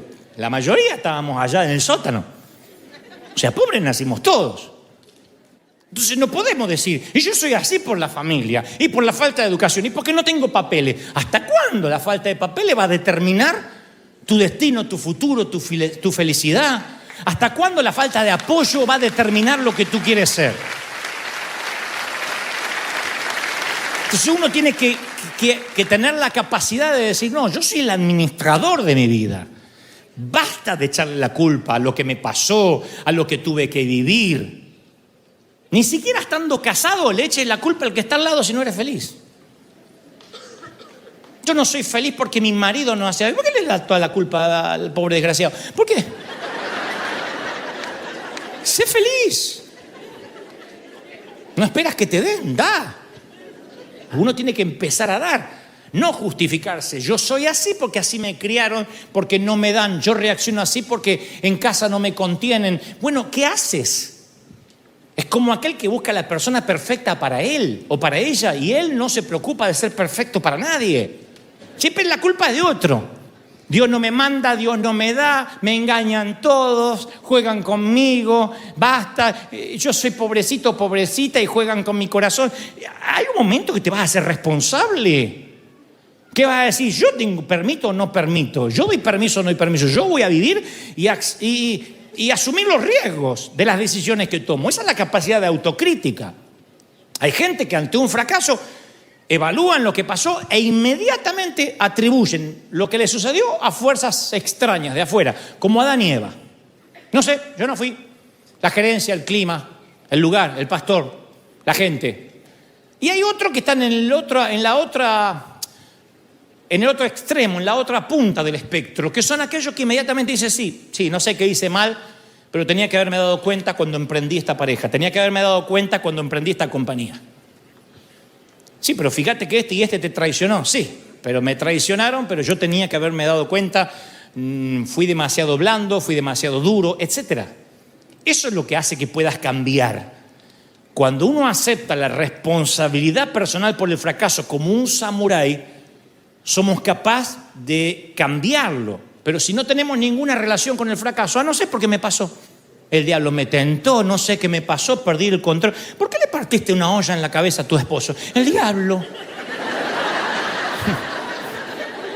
No, el carácter de jueves que tiene, para no decir de miércoles, que tiene que no puede cambiar.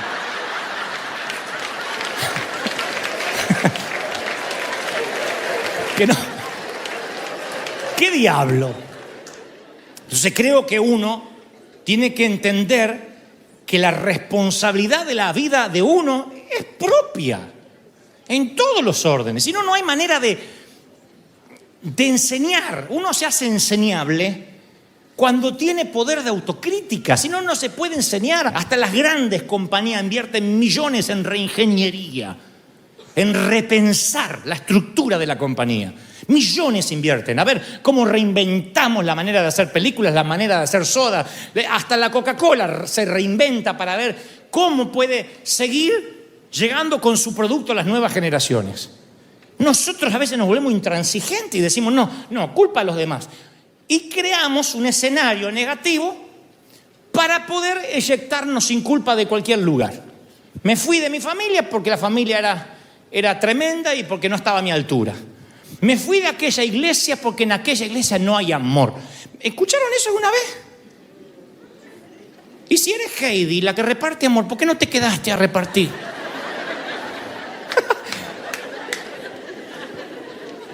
Uno se tiene que hacer responsable del futuro, no echar la culpa a cómo nos criaron, a la iglesia donde estamos, a lo que nos obligaron a hacer, porque la vida es una sola. Y para asumir los riesgos uno tiene que saber que en la ecuación va a estar el fracaso.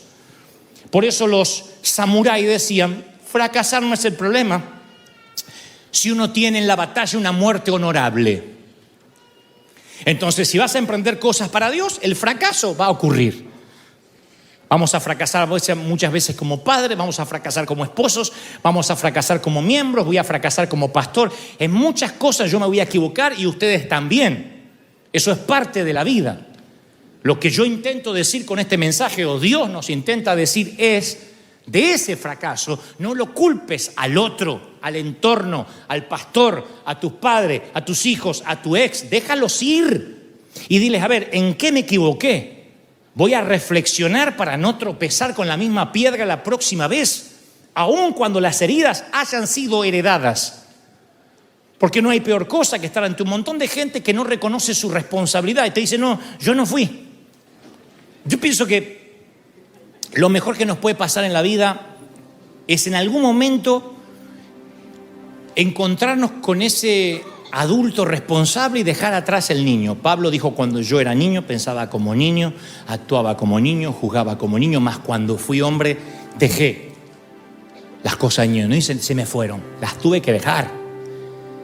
es de automático a manual, es una decisión, es una vida intencional. Es decir, yo soy un adulto responsable por las cosas buenas, por las decisiones, por las cosas que hice, y me voy a hacer cargo de las consecuencias. Dejar de culpar a Satanás por las cosas malas que nos pasan. En muchas cosas Satanás mete su mano, la mayoría no. Tienen que ver con decisiones nuestras, con consecuencias, con riesgos.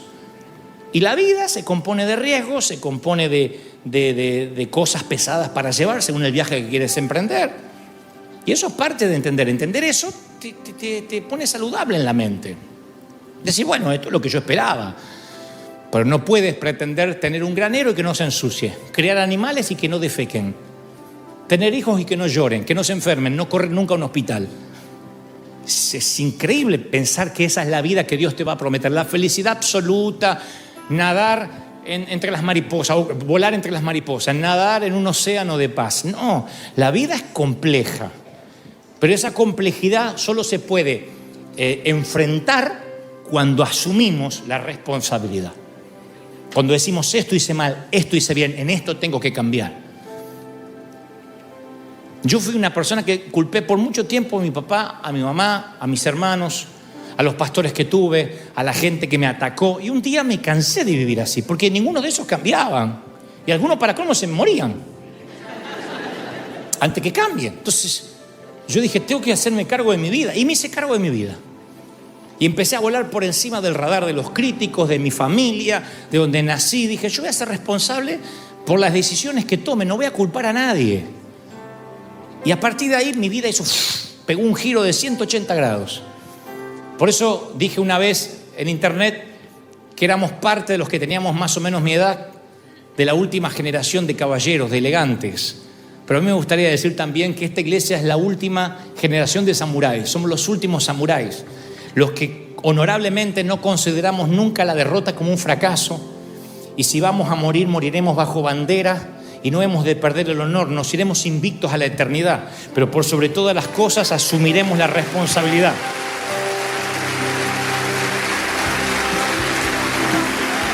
¿De verdad lo crees? Vamos, dale un aplauso al Señor. Celebra al Señor. Dile, Señor, has hablado con River hoy. Has hablado con tu pueblo hoy. Bendito sea Dios.